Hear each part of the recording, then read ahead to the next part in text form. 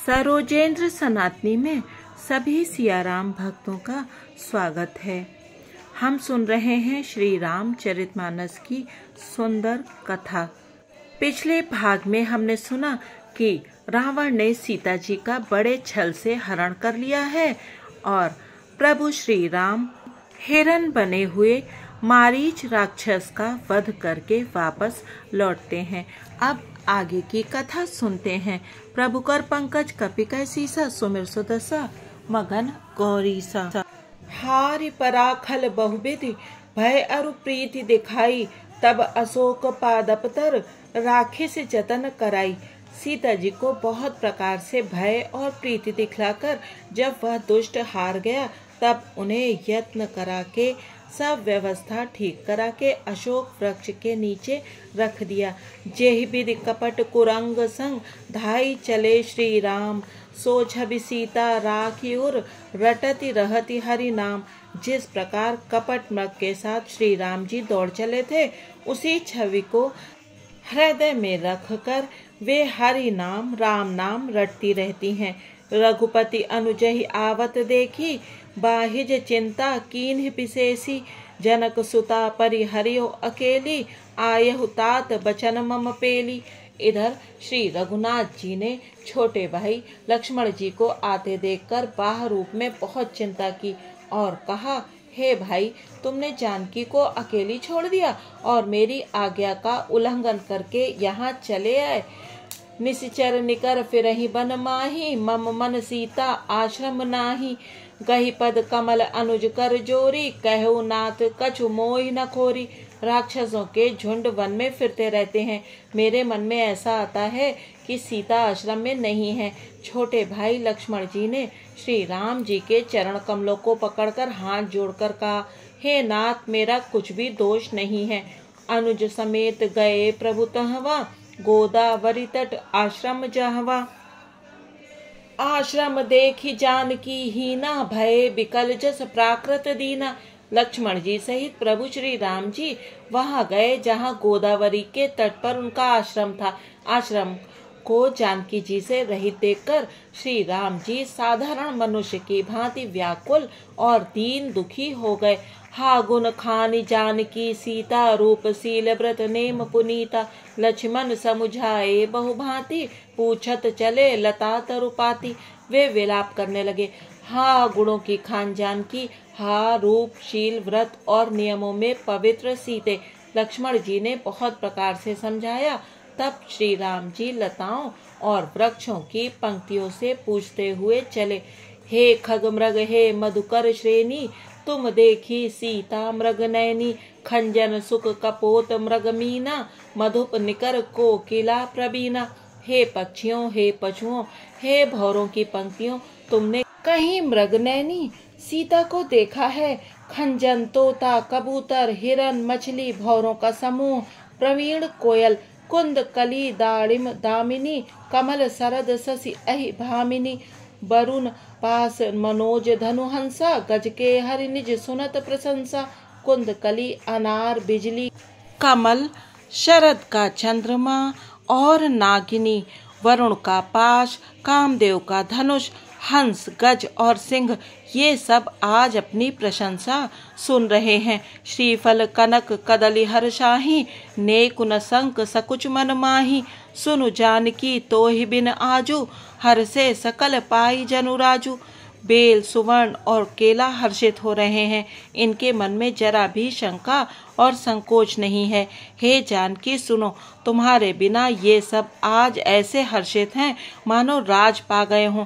अर्थात तुम्हारे अंगों के सामने ये सब तुच्छ अपमानित और लज्जित थे। आज तुम्हें न देखकर ये अपनी शोभा के अभिमान में फूल रहे हैं। केमी सही जात अनख तो ही पाही प्रिया बेगी प्रगटसी कस नाही। एह विद खोजत बिलपत स्वामी मनहु महा बिरहयति कामी। तुमसे यह अनक स्पर्धा कैसे सही जाती है? हे प्रिय, तुम शीघ्र ही प्रकट क्यों नहीं होती? इस प्रकार अनंत ब्रह्मांडों के अथवा महामहिमामयी स्वरूपा शक्ति श्री सीता जी के स्वामी श्री राम जी सीता जी को खोजते हुए इस प्रकार विलाप करते हैं मानो कोई महाविरही और अत्यंत कामी पुरुष हो। पूरन काम राम सुख राशि, मनुज चरित कर अज अविनाशी। आगे परागीध पति देखा, सुमिरत राम चरण जिन रेखा। पूर्ण काम आनंद की राशि, अजन्मा और अविनाशी। श्री राम जी मनुष्यों के से चरित्र कर रहे हैं। आगे जाने पर उन्होंने गृद्धपति जटायु को पड़ा देखा। वह श्री राम जी के चरणों का स्मरण कर रहा था, जिनमें ध्वजा कुलिश आदि की रेखाएं चिन्ह हैं। प्रभु कर पंकज कपि कैसीसा, सुमिर सुदसा मगन गौरीसा।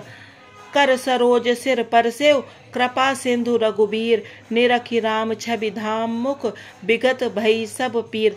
कृपा सागर श्री रघुवीर ने अपने कर कमल से उसके सिर का स्पर्श किया, उसके सिर पर कर कमल फेर दिया। शोभाधाम श्री राम जी का परम सुंदर मुख देखकर उसकी सब पीड़ा जाती रही।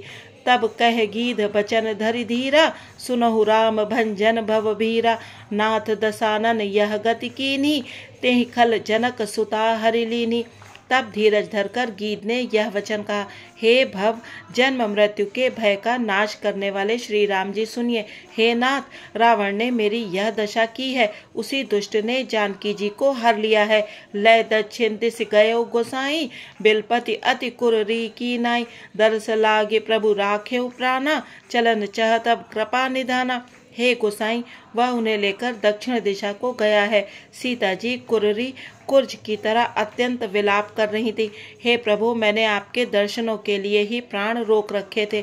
हे कृपा निधान, अब ये चलना ही चाहते हैं। राम कहा तनु राखहु ताता, मुख मुस्काई कहीं ते बाता। जाकर नाम मरत मुख आवा, अधमऊ मुकुट होई श्रुति गावा। श्री रामचंद्र जी ने कहा, हे तात, शरीर को बनाए रखिए। तब उसने मुस्कुराते हुए मुंह से ये बात कही, मरते समय जिनका नाम मुख में आ जाने से अधम महान पापी भी मुक्त हो जाता है, ऐसा वेद गाते हैं। सो मम लोचन गोचर आगे, राखों देह नाथ के ही खांगे। जल भरी नयन कहि रघुराई, तात कर्म निज ते गति पाई। वही आप मेरे नेत्रों के विषय होकर सामने खड़े हैं।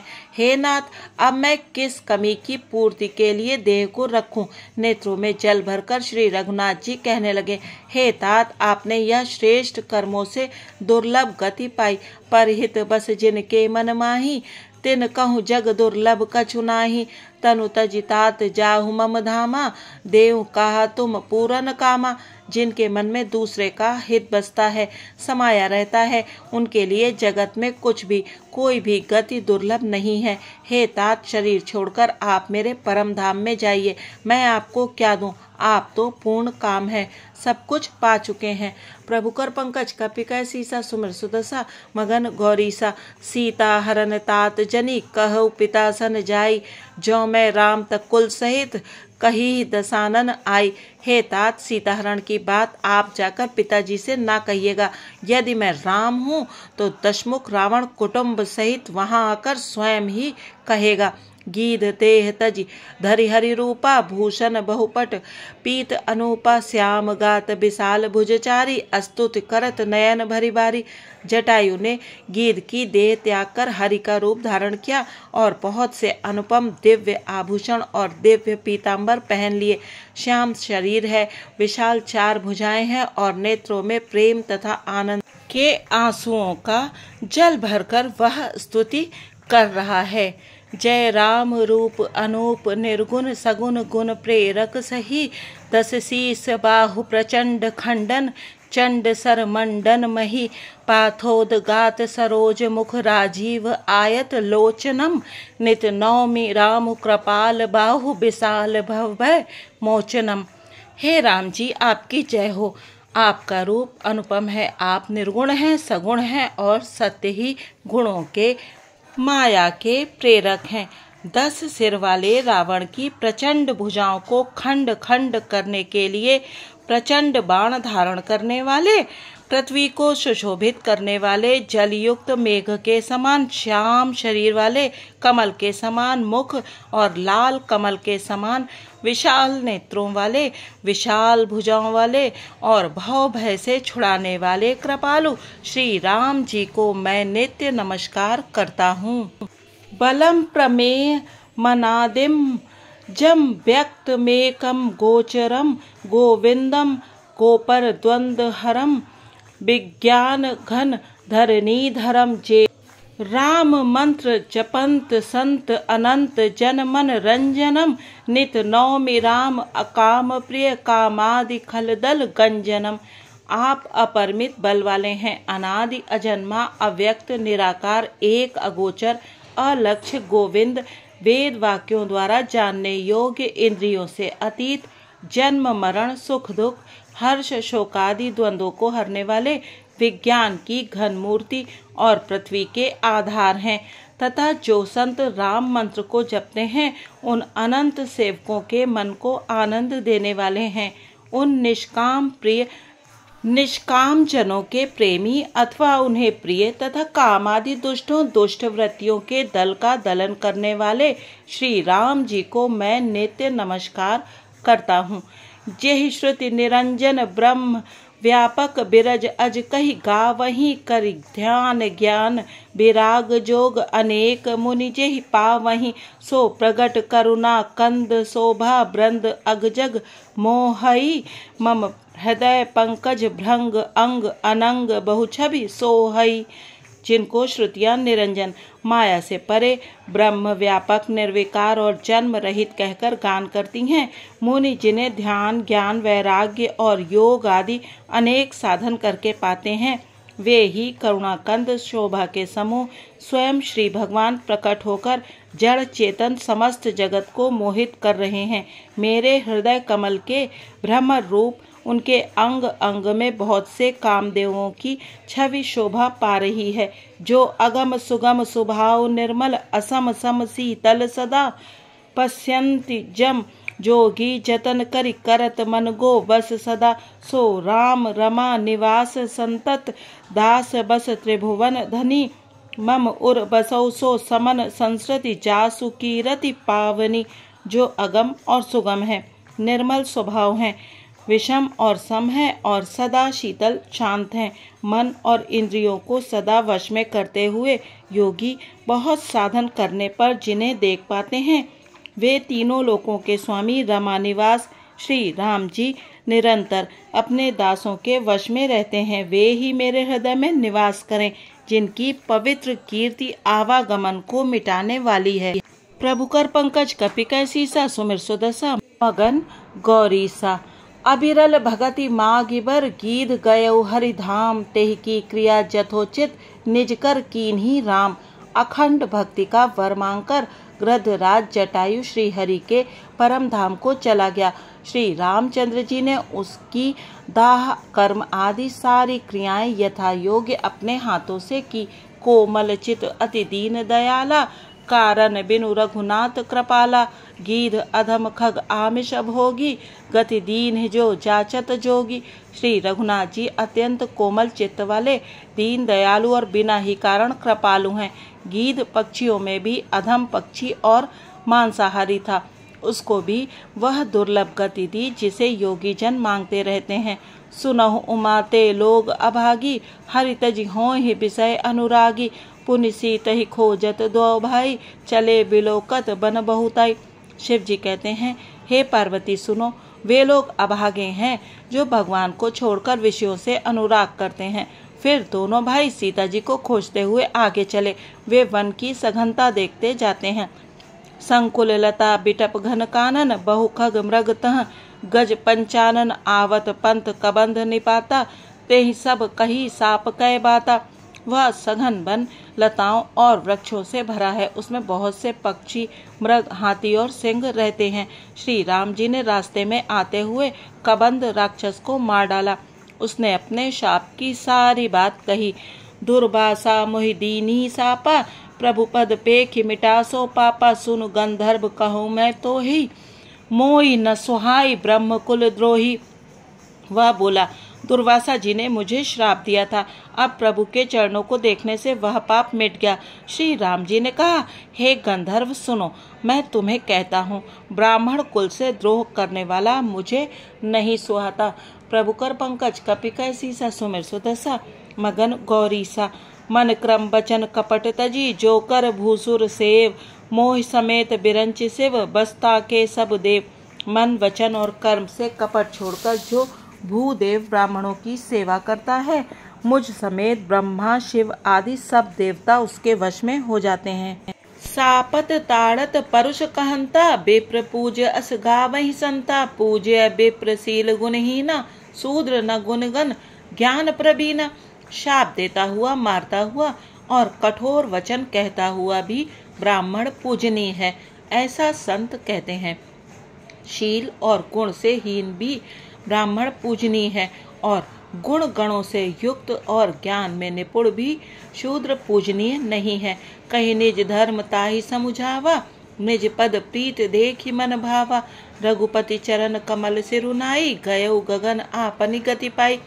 श्री राम जी ने अपना धर्म भागवत धर्म कहकर उसे समझाया। अपने चरणों में प्रेम देखकर वह उनके मन को भाया। तदंतर श्री रघुनाथ जी के चरण कमलों में सिर नवाकर वह अपनी गति गंधर्व का स्वरूप पाकर आकाश में चला गया।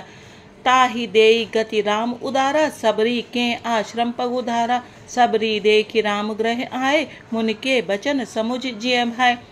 उदार श्री राम जी उसे गति देकर शबरी जी के आश्रम में पधारे। शबरी जी ने श्री रामचंद्र जी को घर में आए देखा, तब मुनि मतंग जी के वचनों को याद करके उनका मन प्रसन्न हो गया। सरसिज लोचन बाहु विशाला, जटा मुकुट सिर उर्बन माला, श्याम गौर सुंदर दो भाई, सबरी परी चरण लपटाई।